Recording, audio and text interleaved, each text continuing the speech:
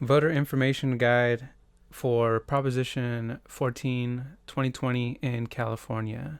I will let you know right now, before we get into the deep dive of this proposition, that I'm going to be voting no on Proposition 14. I do support the stem cell and medical research initiatives. I do believe it's important that we need to, have people that are investigating and researching stem cell and medical, treatments that could advance applications that stem cells can be applied to. But let's go over the proposition, and I'll tell you why I'm voting no, and why you should probably vote no also. Actually, first let me go over some important information that'll probably help you decide a lot quicker than me just reading through the proposition, because it's pretty boring. Propositions are very boring to read through, trust me.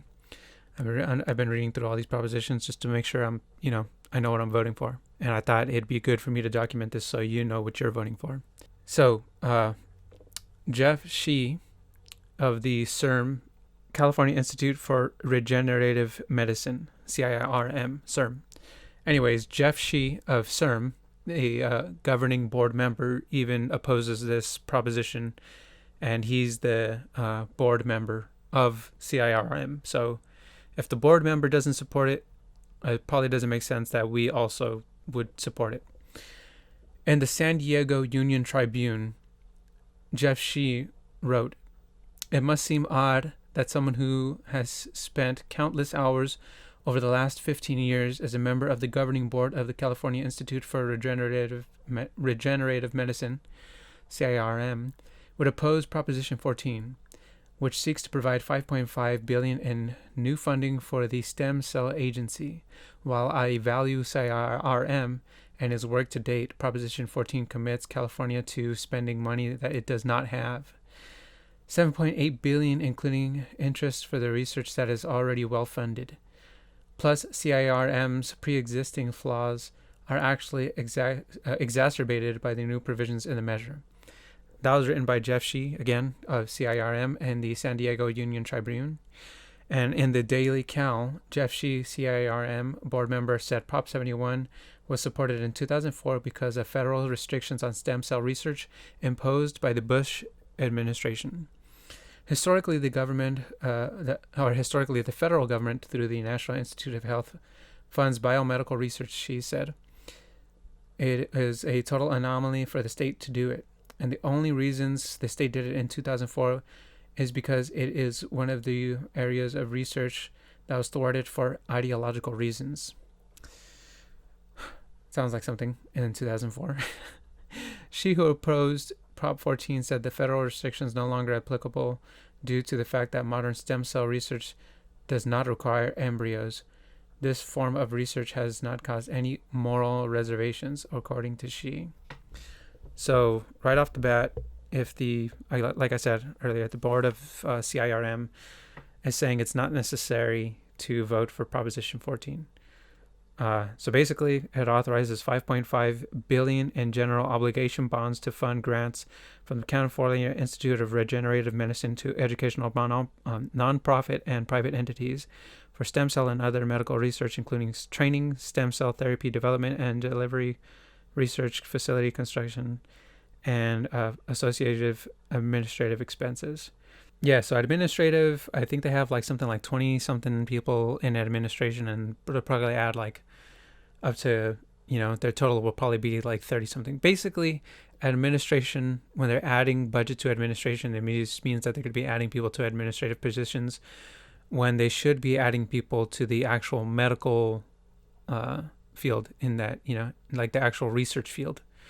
So, yeah, it seems like a waste of tax dollars to just add administrative expenses instead of, engineers and researchers and stuff like that.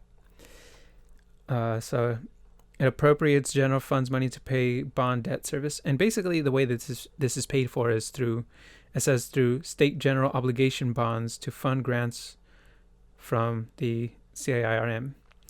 A general obligation bond is basically like taking a loan out from the government, and that loan needs to get paid back one way or another. And when it says it appropriates general funds money to pay bond debt service, that usually means they have to increase some other tax somewhere else, which is usually property tax, sales tax, income tax, basically tax that comes from you or me, the citizen. So like I said, I'm willing to pay for researching or expanding the research on this proposition, but it just doesn't seem necessary. So a no on this vote, what it means is that the state could not sell $5.5 billion in general obligation bonds, primarily for stem cell research and the development of new medical treatments in California. Another thing that I wanted to share with you guys, I gotta make sure. Hopefully this guy's name doesn't come up on the screen here. I might have to censor some stuff in the video.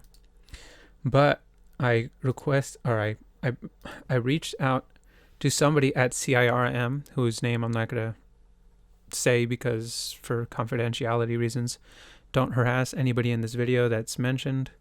Should have said that in the beginning, but it'll be written in the description. Anyways, I wrote to somebody because I had another concern about potentially funding some institute when there's a lot of this Orwellian influence in academia that is extending to the STEM field. So I wrote to this person who I said, I am a resident of San Bernardino. I'm overlooking the ballot to figure out what I'm going to vote on. I believe in stem cell and other medical research is important, and I want to contribute my vote to support CIRM. I do have concerns about the Orwellian direction of the social studies influence on the STEM field. Are there any plans to change the literature in CIRM to fit the current narrative of the academic social studies? For example, will there be any changes to scientific literature of biological sex denying the binary within the CIRM establishment? Also, I had recently checked out their YouTube, so I let them know that I subscribe to the YouTube channel they have to learn more about the company. The streams are interesting, however, their production is very terrible. They definitely need help with production, but I doubt that if we voted for yes on Prop 14 that they would improve their production on their media channels to provide more in-depth, and in layman's terms, what they actually do so that the citizens can actually understand what it is that they're doing. I know STEM is very complicated, but it is possible to simplify it so that people understand what's going on. Anyways, this guy responded to me and he said, "Hey, Casey, thank you for your question. It's a great one. We're always trying to update our website to make both accurate and relevant. For instance, we now refer to Latinx other than Latino and Latina. We will certainly take a look at the issue you raise and make the appropriate changes. Cheers." That was pretty much what I was worried about, especially when I'm talking about literature, changing scientific literature to satisfy these ideologues from social studies classes and stuff like that, because it's just, you shouldn't be changing scientific literature to fit social studies literature, because science and social studies are two different things. So basically I told him, "Hey Kevin, I appreciate your time. Thanks for responding. As a Latino myself, it is concerning to see the literature being manipulated, especially in my native language, since we use and recognize the biological binary throughout the majority of our vocabulary, as well as other Romance languages. Do you feel there is pressure to change the language based on social studies influences? And if so, is it possible for citizens to get involved to help prevent these changes from the STEM field? I feel helpless as an individual to help avert for what seems to me a negative influence on the scientific method. Thank you again. I really appreciate your time." And then basically he kind of cut it short because he was just like, "We haven't felt any pressure here, but that doesn't mean that there are other areas that aren't being pressured. Cheers." And he basically ended the conversation there. I could tell but just how short the second response was, that maybe I don't know if he's uncomfortable, scared, or what's restricting him from giving me more information about what could potentially be changing their vocabulary, such as Latinx or whatever. Anyways, then I contacted another person who opposed this bill. I emailed him. I told him pretty much the same thing, my concerns about CIRM and the academic influence from social studies versus what should be influencing it, which is the STEM field. And he basically told me, yes, there are several reasons to vote no on Prop 14. And he stated the same thing about the $5.5 billion in general obligation bonds, which is money that we're going to have to pay back anyways, one way or another. And then he linked me to those articles, which included Jeff Shee, who was the board member of the CIRM company. So, yeah, in conclusion, I'm voting no on Prop 14 in the 2020 November election. So, other Californians, I guess just to summarize it, voting no on Prop 14 basically means that we are not going to allow the state to loan out money that we are going to have to pay through taxes, especially during a year where we've had this shutdown for however detrimental this disease is or not, which has affected our economy and will affect the future of our economy if we continue to vote yes on all these taxes when we are hanging on a thread already as it is. You know, like we got Elon Musk leaving California for Texas, taking jobs for Tesla over there. There's lots of people fleeing the state. It's not even just Elon Musk. It's other businesses that are dying in this state because of all the regulations and the taxes. And it's just it's unfair to us as Californians to have to pay so many taxes. It's like, everybody always brings up like we're one of the richest states. We're so rich we could be our own country.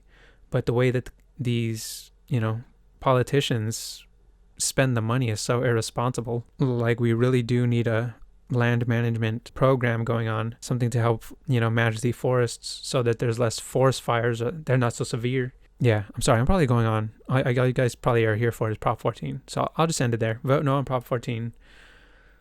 Let's just try to eliminate as many taxes as possible.